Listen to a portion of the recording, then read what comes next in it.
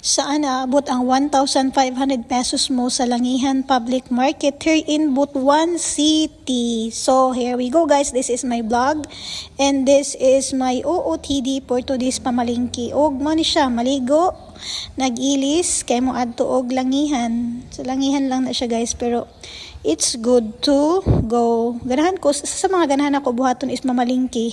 I don't know, bisang paghugaw na siya, baho na siya.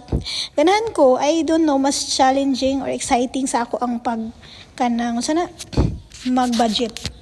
But here comes pag abot diri sa parkinganan, maulagi ni kay maatlan gid bitaw nga ako pa isa permi.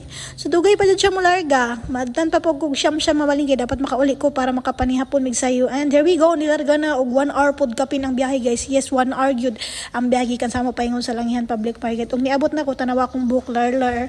And this is it, the wheat market here in Butuan City. Mo na ang pinakabarato nga mga baligya daw diri sa Tibuok, Butuan. I don't know, basig na may mga hak dira na apay mas barato, murag wala na gyud.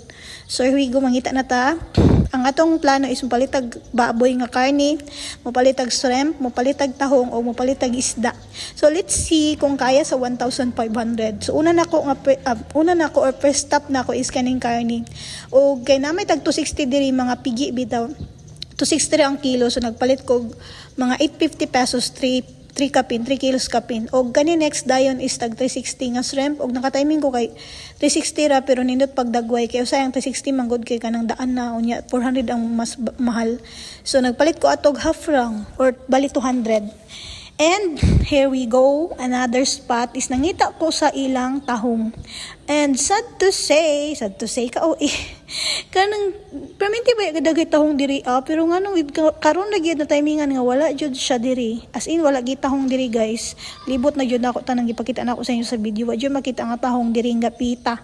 Ambot nga no siguro stock way nang umpra o walay nag-deliver, walay nanguha kay siguro ambot lang. Basta kay wala siya, walay tahong. So gibidyohan gid ako kay ang sugo ani nihingon jud tahong. Unya diri na lang pudayin ko sa isda, ni palit ko anang katunga lang. Half lang sa isa ka buok. Og nakabayad ko dihag 220 I think. Og after that nagpalit kog pan kay isa pud ni sa gitugon nga pag uli magdalag pan bali 100. So pila na tanan guys.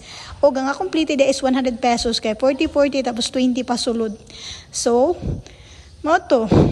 Kwintaha daw ninyo 850 plus 100 nga pamasahe, 950 plus 200 nga shrimp, 150 plus ang isda nga 220, 1,370 og pan nga 130 day ito dang akong palit nga pan gidungagan ako katag gis man day lang pan diri sa Langihan guys. Grabe ka mahal. Og cheese nga bread og Spanish kay init pa. So mo to akong gipalit. So 130 abin nyo guys ang sukli sa akong kwarta pag uli no kay 3 pesos kay naay discount sa pan nga 3. So as in igo ra gid ang akong kwarta o wala pa jud ko nakapalit og tahong. May ra gid pod kay ma-short na ko. Og money ang kwarta kani di ayong sobra is kang pamilitin ako pag uli. Og kaning uban is kang nanay pod kay nagpadala siya bahog sa manok. So naisubra niya nga 40 pesos. Basi matingala mo ba ingon kog 3 unya 50 pa kapi. Og gani di ay pangita na nako kay ingon man tong kuan nga cheese bread daw ni. So gipangita na ako kung cheese bread kay ganahan jud kog pan nga naay cheese. Katubi tang utot kog pan sa among kukire. Gidaghan jud na kog cheese. Unya nag-abot pa man pud mo diri nga mularga kay grabe kadaghan pa sa pasahero nga hulaton para dapat parking. So manang gutom siya og uhaw na gani pero wa na ko nagpalit kay wa na apil sa budget. Yes, wa na apil sa budget. So mo ni siya guys, nakita na gid ako ang cheese kadugayan sa pinakatumoy na siya nga part. So mana siya ingana na ang pan karon tag 8 daw ni siya nga pan ha, pero ang cheese niya gamay ra jud kaayo. Og wala tay mahimo kay mahal na gid daw ko na ang mga paliton karong panahon na. Di po dali magbuhat og pan oy lisod kayo kapoy. And that's it, tungod kay gutom kaon na lang gid ta ani. Og sa balay na lang dayon kumoy na og tubig.